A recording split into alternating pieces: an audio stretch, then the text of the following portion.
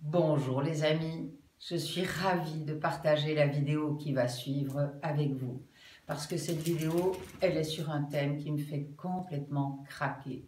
Et le thème est le suivant: à mon avis, l'humanité et la planète tout entière irait beaucoup mieux si nous étions capables de reconnaître nos erreurs. J'aime pas trop le mot erreur parce que en communication non violente, on voit bien que l'erreur n'existe pas. C'est juste des gens qui essayent d'assouvir leurs besoins sans mesurer l'impact de leurs actes sur l'entourage ou sur la planète. Donc, tout en sachant que l'erreur n'existe pas selon la philosophie de la communication non violente, j'ai quand même envie de vous parler de ce thème qui me fait craquer et qui, à mon avis, fait craquer plein de monde alentour, c'est la capacité de reconnaître ses erreurs.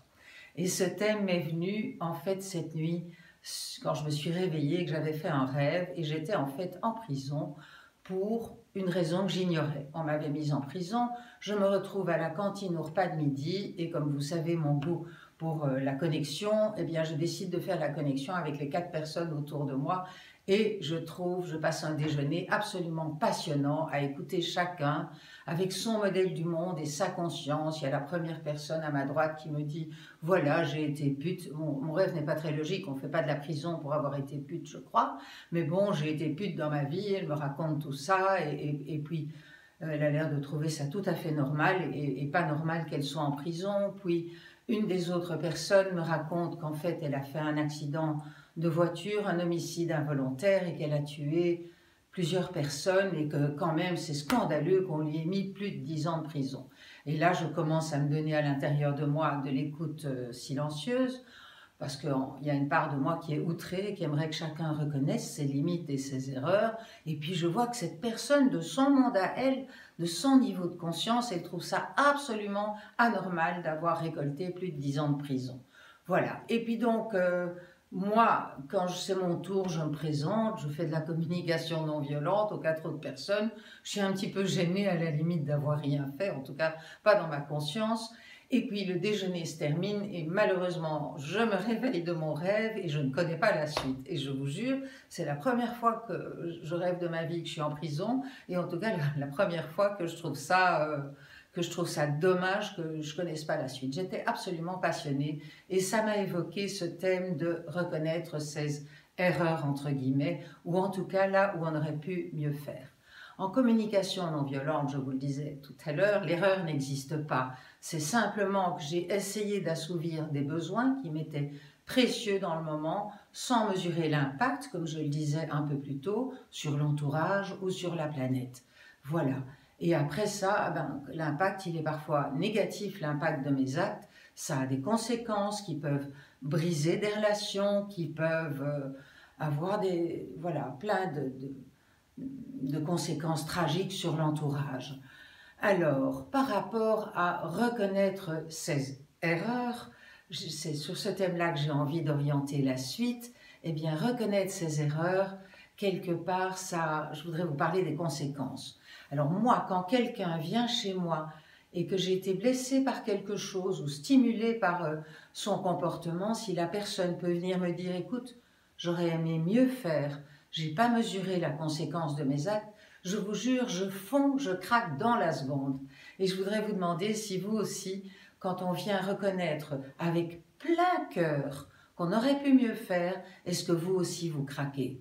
Et moi, non seulement je craque, mais en plus, ça me donne instantanément une ouverture du cœur et un goût d'aller de nouveau en confiance vers cette personne. Mais le critère, c'est que j'ai besoin de sentir en face que la personne y met du cœur, de l'humilité et de l'authenticité, qu'il y a vraiment une sincérité. Et là, je craque et je suis en plus inspirée, je me dis que j'ai envie de mettre ça dans ma vie. J'ai envie de faire la même chose, moi aussi. J'ai envie de pouvoir être la plus vraie possible et de coller entre mon être et mon paraître. Et je trouve que le monde serait vraiment merveilleux si tout un chacun à l'occasion, quand ça se met, et aussi avec une forme de prudence et de progression, on pouvait reconnaître avec son cœur quand on aurait pu mieux faire. Et alors, ce que je remarque, c'est aussi qu'une personne à qui on peut reconnaître qu'on s'est trompé, eh bien, non seulement ça la rapproche, comme je vous le disais, mais aussi ça guérit quelque chose. Je crois qu'énormément de relations blessées le restent parce qu'en face, la personne qui a été le stimulus pour une blessure ne revient jamais pour dire « j'aurais pu mieux faire » ou « j'aurais aimé mieux faire ». Voilà, donc ça c'est pour les conséquences de reconnaître ces erreurs. Alors comment est-ce qu'on fait avec la communication non violente? C'est très simple. On prend un papier et on fait 2 colonnes. Alors une des 2 colonnes consiste à, pour soi-même ces 2 colonnes, hein, à reconnaître les besoins qu'on tentait d'assouvir en posant l'acte qu'on a posé. Peut-être que la madame qui a fait un accident de voiture involontaire et qui a tué quelques personnes, elle avait peut-être un besoin de se réconforter en rentrant chez elle et elle n'a pas mesuré qu'il y avait peut-être du verglas et qu'il fallait rouler plus lentement et donc son besoin c'était d'aller se reposer chez elle ou d'aller peut-être vite retrouver sa famille, un besoin de chaleur humaine, voilà. Et donc ça c'est la colonne des besoins qu'elle tentait d'assouvir. Et d'un autre côté, on prend le point de vue de quels sont les besoins que je n'ai pas assouvis en posant cet acte, avec les conséquences que ça a eu. Eh bien, j'aurais eu besoin de préserver la vie dans le cas de cette dame et je n'ai pas préservé la vie. J'aurais eu besoin donc de conscience des autres, de conscience des enjeux météo.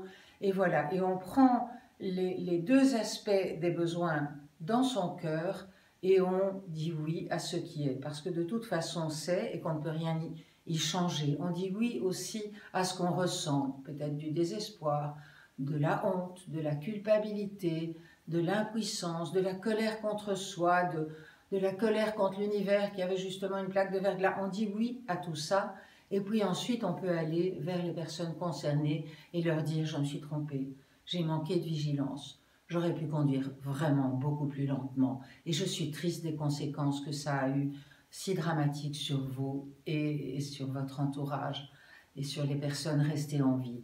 Et alors là, c'est très important de mesurer, de ressentir sa tristesse dans le fond de son cœur.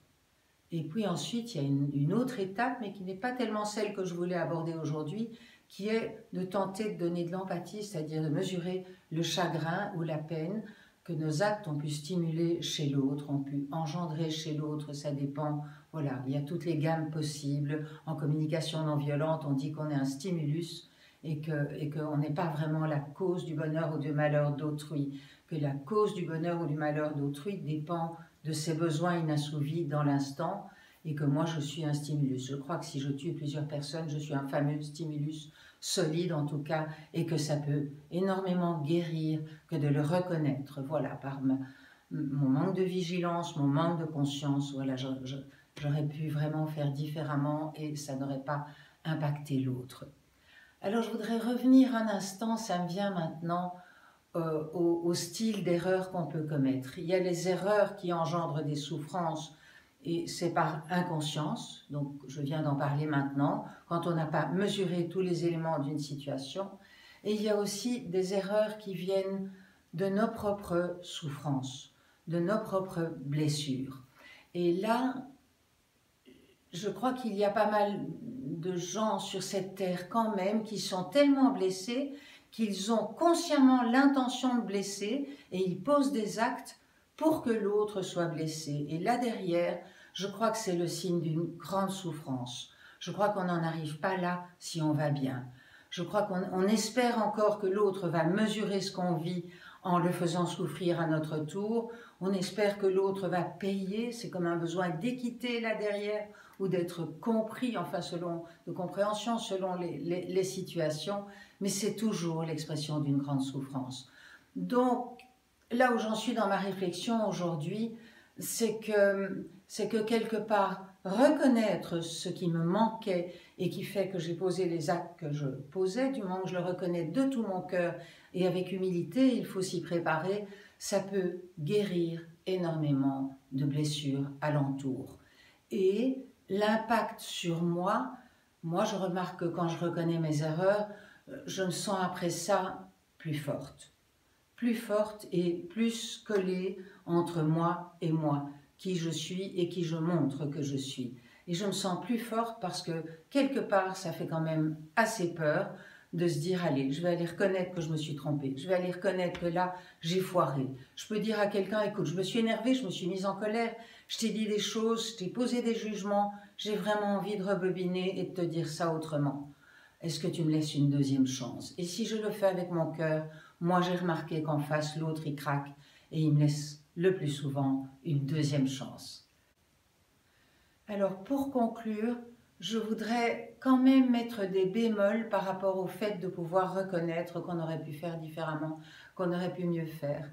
Et un bémol, je vous propose, je l'ai brièvement évoqué, de commencer avec des petites choses que vous auriez pu faire différemment et de vous muscler à ça, de voir aussi la réaction de l'entourage.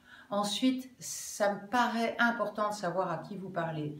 Parce que si vous voudrez adresser à quelqu'un qui quelque part a un côté peut-être manipulateur ou un peu pervers et qui aura tendance à se victimiser et que vous reconnaissez vis-à-vis de cette personne une erreur que vous avez faite vis-à-vis d'elle, faites attention à ce qu'elle ne vous la ressorte pas pendant les 50 ans à venir. Je crois que c'est un principe de bon sens.